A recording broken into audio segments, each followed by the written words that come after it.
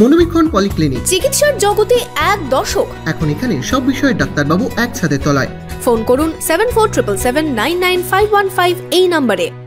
রঘুনাথগঞ্জের আইলের উপর এলাকায় রাজ্য সড়ক অবরোধ করে বিক্ষোভ স্থানীয়দের। পিডিসিএল এর ছাই বোঝাই গাড়ি বন্ধের দাবিতে চলে বিক্ষোভ। আপনার আনন্দে আমাদের উদযাপন, বিয়ে হোক বা পার্টি, বহরমপুরে এবার luxury banquet hall at golden retreat. জেলায় একমাত্র পিলারলেস ব্যাংকোয়েট, আছে স্পা, সালন, ক্লাব মেম্বারশিপের সুযোগও। বহরমপুর শিল্প তালুকে গোল্ডেন রিট্রিট। রাস্তায় পড়ে থাকা পিসিডিএল এর ছায়ে জীবন অষ্টাগত। ছাই বন্ধ করার দাবিতে রঘুনাথগঞ্জের আইলের ওপর এলাকায় রাজ্য সড়ক অবরোধ করে বিক্ষোভ গ্রামবাসীদের। হাতে পেট্রোল নিয়ে পুলিশকে ঘিরে বিক্ষোভ এলাকার বাসিন্দাদের অভিযোগ, প্রতিদিনই পিসিডিএল এর ছাই বোঝাই গাড়ি এলাকা দিয়ে যাওয়ায় সেই ছাই পড়ছে রাস্তায়।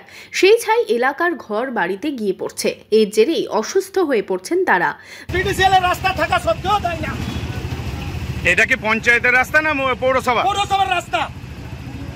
আর আমরা পৌরসভার বাসী, কেন আমাদের এইভাবে শ্বাসকষ্ট হবে? বাচ্চাদের শ্বাসকষ্ট হচ্ছে, এটা দেখাশোনার কে দায়িত্ব আছে? আপনার এখানেই তো নিজস্ব বাড়ি চেয়ারম্যানের, আপনারা চেয়ারম্যানকে জানিয়েছেন? হ্যাঁ, চেয়ারম্যান জানে, অবশ্যই। চেয়ারম্যানও কাল রাত্রে বলেছিল সকালবেলায় জল দেবো, এত জল দিচ্ছে, সবারই বাজার তো খারাপ বললো। রবিবার গাড়ি বন্ধের দাবিতে জঙ্গিপুর পৌরসভার 20 নম্বর ওয়ার্ডের আইলের ওপর এলাকায় দীর্ঘক্ষণ ধরেই চলল রঘুনাথগঞ্জ সাগরদিঘি রাজ্য সড়ক অবরোধ। মানুষ মোটরসাইকেলে চোখে দেখতে পাচ্ছে না গাড়ি ঘটলে, যার জন্য 4 জন অ্যাক্সিডেন্ট হয়ে মারা গেছে। এই লরি, এই ছায়ের গাড়ি এই রোডে চলার জন্য, কিন্তু এইটা নেতার মদতে সব গাড়িগুলো চলছে।